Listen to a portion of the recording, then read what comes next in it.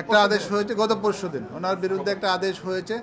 দুর্নীতি দমন commission inquiry শুরু করেছে। এর আগেই ওই ইনকোয়ারির কার্যক্রম হিসাবে দুর্নীতি দমন কমিশন বিধিমালার বিধি 18 আর মানি লন্ডারিং আইনের ধারা 14 অনুযায়ী একটা আবেদন দায়ের করেছে অ্যান্টি কারাপশন কমিশন। ওনার স্থাবর সম্পত্তি অ্যাটাচমেন্ট আর অস্থাবর সম্পত্তি স্পেশালি ব্যাংক অ্যাকাউন্ট সহ ওনার বিও অ্যাকাউন্ট, ওনার কোম্পানির নামের ব্যাংক অ্যাকাউন্ট, এইগুলি জব্দ করা, ফ্রিজ করার জন্য আদালত সন্তুষ্ট হয়ে এটা অ্যাটাচমেন্ট অর্ডার দিয়েছে এবং ফ্রিজিং অর্ডার দিয়েছে।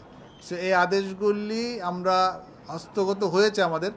আমরা পরামর্শ করব, পরামর্শ করে এর বিরুদ্ধে কী ব্যবস্থা নেওয়া যায় সেটা আমরা দেখব। এখানে প্রণিধানযোগ্য হচ্ছে যে ওনার সকল ব্যাংক অ্যাকাউন্ট, ওনার বিও অ্যাকাউন্ট সবগুলি বন্ধ। আর ওনার যে ওখানে ল্যান্ডেড প্রপার্টির কথা বলা হচ্ছে, ওখানে কিন্তু একটা ফার্ম করেছেন।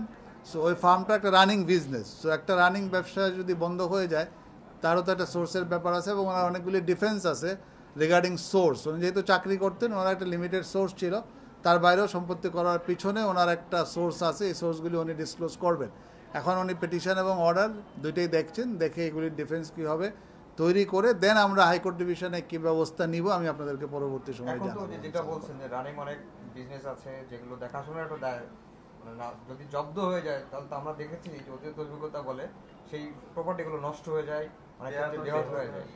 আমরা অতীতে যে মামলাগুলি করেছি অনেক নজির আছে যে ব্যবসা পরিচালনার জন্য মাননীয় আদালত অনেকগুলি অ্যাকাউন্ট খুলে দেন, নিজের পরিবার পরিচালনা বা অন্যান্য ব্যয় সংগ্রহ করার জন্য বেশ কিছু অ্যাকাউন্ট খুলে দেওয়া হয়। আমরা এখানে চাইব গ্রজ হয়তো আদালত যেটুকু আমাদেরকে খোলার পারমিশন দেন সেটুকুর উপরে আমরা থাকবো। আমরা এখনও ডেট বলতে পারবো না এবং কিভাবে যাব সেটাও এখন বলতে পারছি না, আমরা জানাবো আপনাদের।